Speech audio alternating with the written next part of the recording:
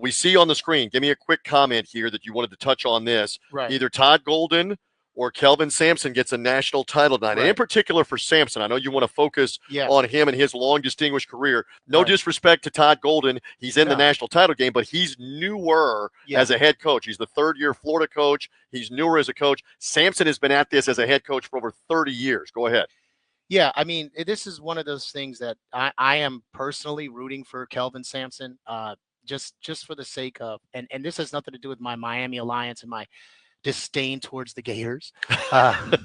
Disdain, a good word on a Monday. And their fan base. Yeah, right. Let me throw that aside. Just from the nature of Kelvin Sampson and what he has dealt with in his career. There's a lot of people that are out there that say, oh, he's a cheater, X of this. Just remind people, what was it that he was actually suspended for? And I think he had a show cause for a few years. I think it was over phone calls, cell phone calls, pretty much. Let's break it down. Yeah, against the rules at the time.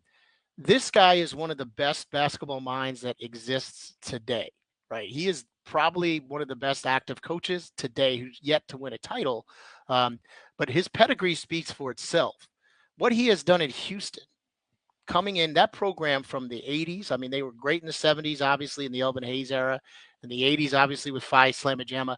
But after all of that, it was just mediocrity or worse. I mean, let's be real. Right. The program had no consistency, had no presence that Houston had previously in the previous 2 decades, in the 90s and especially in the 2000s. In comes Kelvin Sampson, who off the show cause, who was out of the college ranks, had to be in the NBA as an assistant for a few years, gets the job in Houston, and they give him the keys. And boy, has he driven that car. And not only was they gave him kind of a Pinto, and now it's a Rolls Royce. They gave him a non-working Pinto. Yeah. They gave him a busted up bucket Pinto, and now it's a smooth, shiny Rolls Royce. Yep. And that's all to Kelvin Sampson. The credit to that, the type of players that he brings in. These are basketball players. He teaches them how to play basketball the right way.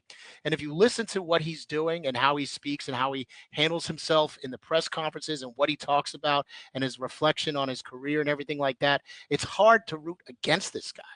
He just seems that he's very grounded and down to earth. The players in his team, they love him. I think he cares about them as well. It shows that they do. He's not someone that has, embraced the portal. He still takes in the portal, but he doesn't depend on it. I mean, Juwan Roberts has been there for 6 years. Correct. He's with got the COVID year. Right. He's got guys that have been there for a long time. LJ Cryer, probably the best player on the team, is a transfer, but this is his second year there. So, he keeps the guys usually there. He's got some young guys, and Arsenault is a guy that I talked to, another young guy that was considering the transfer portal, did not. He's going to keep those guys there because they want to play for someone like Kelvin Sampson, to learn the game of basketball, to play championship level basketball. And I think it's a great story. And this is something that a lot of people I wish were more into, in redemption. I'm a big redemption guy. I like to see people in life redeem themselves from maybe past transgressions that have happened. And I think that's a great storyline here, in my opinion, that if Houston were to win, it would be a great redemption arc for Kelvin Sampson.